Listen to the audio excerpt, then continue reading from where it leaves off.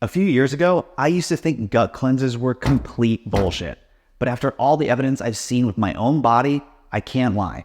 There might be something to this. Let's take a step back and discuss how I got here. It all started with a comment from my wife.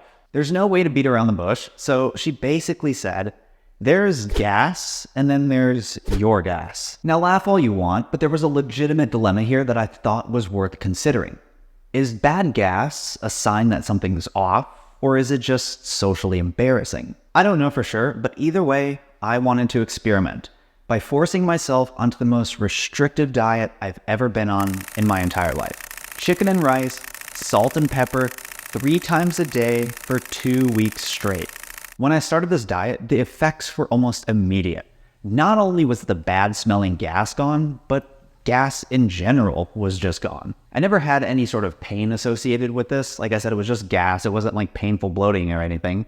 But by the 3rd day, my body just felt clear. I realize it sounds like hippie woo-woo shit, but that's really the only way that I could describe it. My body just felt good. It just felt like everything was kind of being flushed out. I really don't know how else to describe it. Otherwise, I would give you a better description, but everything just felt better. And after about a week or 2, my overall mood just felt better. I wasn't having really high highs or really low lows. Everything just kind of leveled out.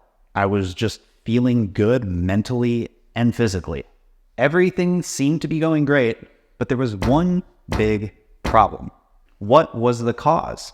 After doing a hard reset for a week and slowly reintroducing foods that I used to eat, nothing I was eating was triggering the gas. And I added quite a few things to my diet. I added blueberries, honey, yogurt, soy sauce, milk, stevia, egg whites, egg yolks, potatoes, diet soda, sweet potato, hot sauce, sesame oil, onions, butter, and seasonings. Nothing made the gas come back. It wasn't until weeks later, after I'd already called the diet officially done, that I grabbed a protein bar for a quick bite when my wife and I were on a road trip, and that was what caused the gas to come back. The good news is I'm back to eating the way I was before the diet without any issues, but I have made some minor modifications, which we'll get to in a minute. But first, let's go back to my original point about gut cleanses. I still think most mainstream gut cleanses are complete bullshit. But in the same way prolonged fasting has been shown to have positive benefits, was my chicken and rice diet a way to get me almost there? Could restrictive diets like this be thought of as a compromise?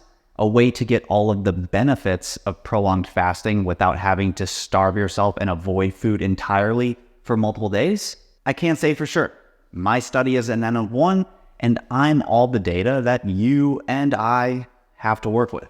But I've seen enough to reconsider what I'm eating, because I can't help but think that it was some of the non-real food stuff I was eating, like the protein bar I mentioned earlier, that was causing these gut issues even if I wasn't eating them all that often. Or when I see articles talking about how olive oil might not be pure olive oil, that alone and this diet that I've done have made me reconsider using olive oil as much as I used to. Now I just opt for coconut oil and ghee instead. In general, I'm just trying to eat as minimalistically as possible. Real foods, real seasonings, foods I enjoy eating that help me fuel my workouts and help me achieve my goals, both physically, mentally, and for health in general, so that I can live as long as possible. I didn't come into this experiment with this goal, but it was a good reminder that in a world of abundance where we don't have to think about food, it's also really easy to not think about food. You go on autopilot eating the things you eat without taking the time to reflect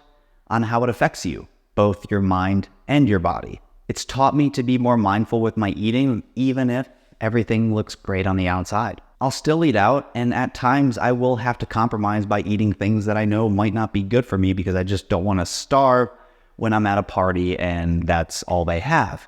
But I will be much more diligent about taking mental notes whenever I do stray from my normal diet. Even though this process didn't identify the one specific ingredient that was causing the issue, I still found the process to be worth doing. It gave me a reset and it gave me a baseline to measure against. And that, for me, made this entire process worth doing. So that's how my chicken and rice only diet went. I'm curious though, have you ever been on a restrictive diet like this?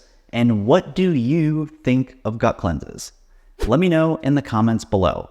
And feel free to ask me any questions if you are considering doing a diet like this, because now that I have firsthand experience, I'd be more than happy to share whatever knowledge I have with all of you. If you guys like this video, please consider liking this video. And if you want to see more content like this in the future, consider subscribing to the channel. It's the best way you can support me, and I greatly appreciate it. As always, guys, thank you so much for watching, and I'll see you in the next video.